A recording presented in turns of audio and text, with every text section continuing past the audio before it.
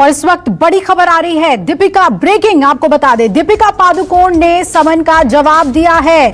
दीपिका ने एनसीबी को जवाब दिया है और दीपिका ने एनसीबी से जांच में सहयोग करने की बात कही है।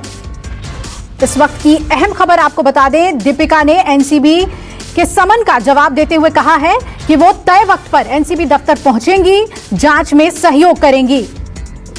दीपक दुबे मेरे सहयोगी जुड़ रहे हैं ज्यादा अपडेट के साथ। दीपक, समन का जवाब दिया है दीपिका ने, यानी कल वो तय समय पर पहुंचेंगी और सहयोग की भी उन्होंने बात कही है।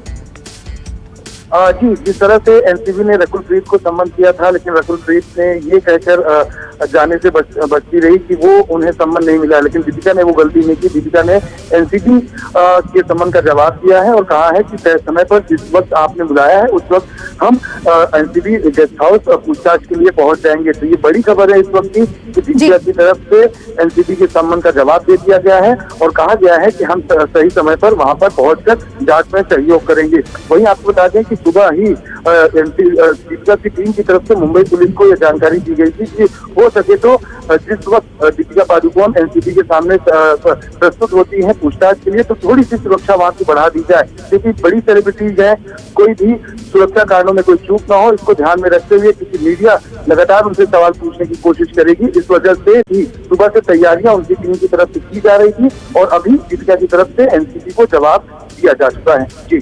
जी बिल्कुल दीपक, आप नजर बनाए रखें, हम लौटेंगे आपके पास अपडेट के लिए।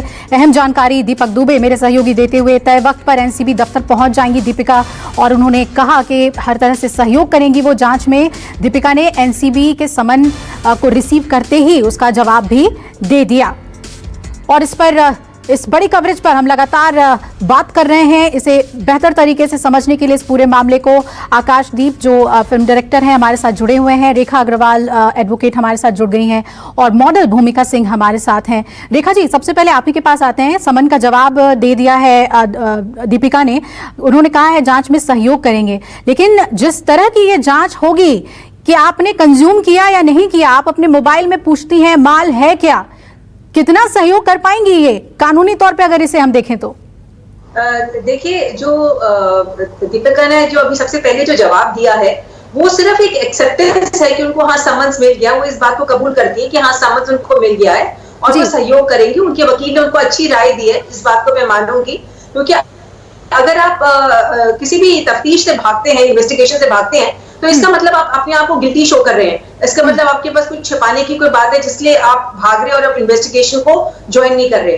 अगर एनसीबी ने उनको समन किया है तो उसकी तफ्तीश को उनको बिल्कुल ज्वाइन करना चाहिए और सहयोग देना चाहिए।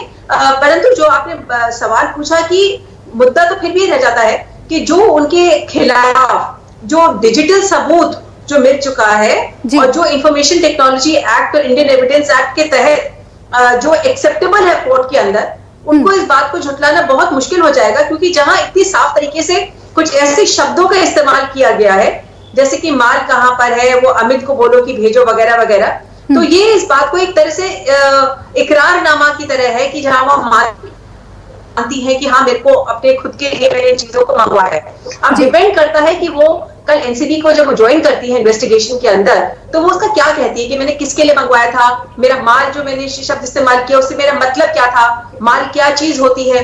ये तो हम लोग जो है इसके अंदर एक जोड़ के हम ये सोच रहे कि हो सकता है कि माल का मतलब जो है कोई नार्कोटिक्स ड्रग्स हो, कोई साइकोट्रोपिक सब्सटेंसेस हो जो बैंड है नार्कोटिक्स एक्ट के तहत, और जिनको लेना किसी भी व्यक्ति को हमारे देश में अलाउड नहीं है, गैर कानूनी बात है ये। परंतु अभी बहुत शुरुआत है, मैं सिर्फ यह कह सकती हूँ कि हम अभी किसी भी नतीजे पे नहीं पहुंच सकते। ये बस एक पहली शुरुआत है कि जिसके अंदर उन्होंने वो एनसीबी को ज्वाइन करेगी।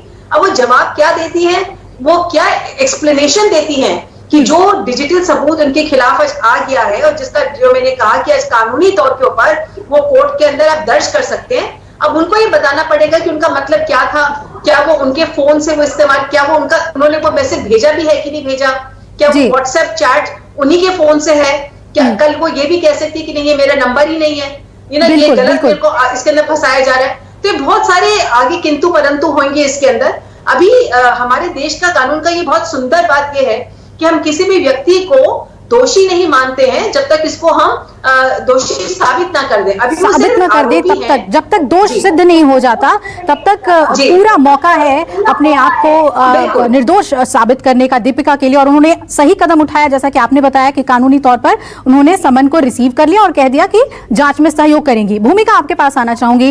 एक टैलेंट मैनेजमेंट कंपनी का जिक्र यहाँ पर लगातार हो रहा है और वो है क्वान।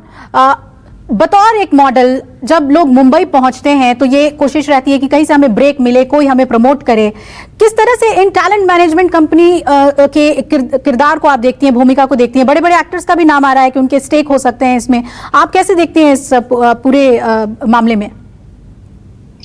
देखिए, टैलेंट मैनेजमेंट कंपनी इसमें किस तरह से इन्वॉल्व है, मैं उस पर कमेंट नहीं कर सकती, क्योंकि मेरा आज तक ऐसा कोई एक्सपीरियंस नहीं रहा है कि किसी टैलेंट मैनेजमेंट कंपनी के थ्रू किसी नेक्सस को, इस तरह के किसी ड्रग नेक्सस को बढ़ावा दिया जा रहा है जी। पर मैं एक बात जरूर कहना चाहूंगी कि जितना हम बॉलीवुड के पीछे भाग रहे हैं कि बॉलीवुड इसमें इन्वॉल्व है, बॉलीवुड इसमें इन्वॉल्व है, ऐसी बहुत सारी इंडस्ट्रीज हैं जो इसमें इन्वॉल्व है। जैसा कि हमारे दोनों सेलिब्रिटी गेस्ट यहाँ बता भी चुके हैं कि सिर्फ बॉलीवुड इन्वॉल्व नहीं है।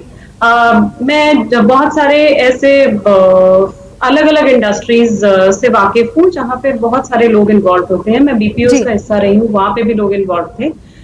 छोटे मोटे सभी कलाकार से लेकर बड़े कलाकारों तक सब इन्वॉल्व हैं, और जितने पॉलिटिशियंस के बच्चे हैं वो भी इसमें इन्वॉल्व होते हैं।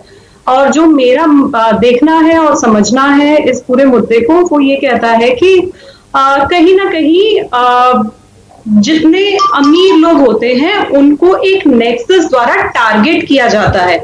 उसमें सभी इंडस्ट्रीज आ जाती है, उसमें सिर्फ बॉलीवुड नहीं है।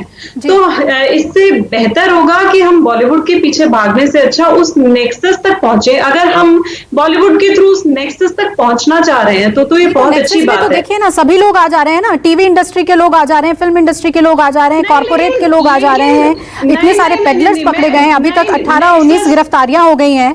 नहीं, मेरा नेक्सस से ये मतलब है कि वो कौन लोग हैं जो इन सभी इंडस्ट्रीज को टारगेट करके इनमें ड्रग्स पहुंचा रहे हैं, सप्लाई कर रहे हैं। क्योंकि बॉलीवुड अगर लें, बीपीओज अगर लें, या पॉलिटिशियंस अगर लें, या छोटे मोटे जो भी तबके हैं उनको अगर लें जो ड्रग्स कंज्यूम कर रहे हैं। चलिए भूमिका, आप ये कहना चाह रही हैं कि ये हर इंडस्ट्री में है, सिर्फ फिल्म इंडस्ट्री को टारगेट ना किया जाए, और अगर इस बात की जांच हो रही है और ये सफाई का वक्त है तो हर इंडस्ट्री में जांच को आगे बढ़ाना चाहिए कि किस तरह से ये नेक्सस फैला हुआ है।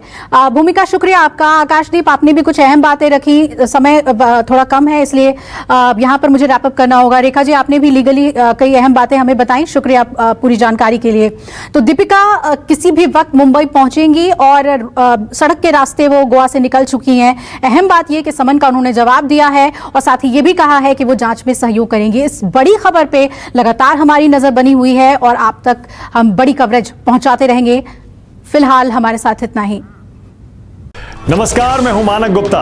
अगर आपको हमारा ये वीडियो पसंद आया हो तो इसे लाइक और शेयर जरूर करें, और हां, हमें सब्सक्राइब और फॉलो करना ना भूलें ताकि आप देश और दुनिया की कोई खबर मिस ना करें। तो जुड़े रहिए हमारे साथ और देखते रहिए News 24।